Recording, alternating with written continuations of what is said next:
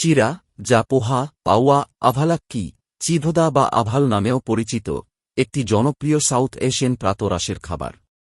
এটি সাধারণত ধান থেকে তৈরি করা হয় এবং এর বিভিন্ন স্বাস্থ্য উপকারিতা রয়েছে।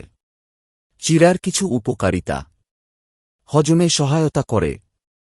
চিরা হালকা এবং সহজে হজম হয়, যা হজম প্রক্রিয়াকে সহজ করে এবং পেট ঠান্ডা রাখে। শক্তি যোগায়। চিরায় কার্বোহাইড্রেট থাকে যা শরীরে দ্রুত শক্তি সরবরাহ করে।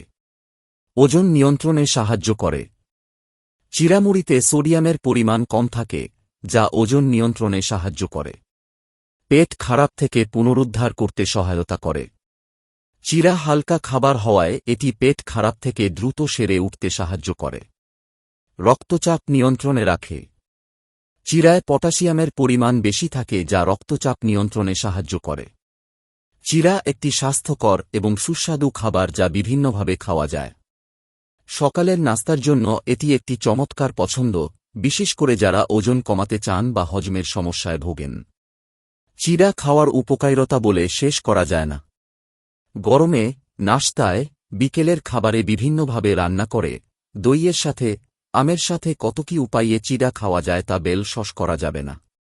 1. চিরায় আঁশের পরিমাণ অনেক কম থাকে যা diarrhoea, Crohn's disease, ulcerative colitis, অন্ত্রের প্রদাহ এবং ডাইভার্টিকুলাইসিস রোগ প্রতিরোধে চিরা খাওয়ার উপকারিতা অনেক।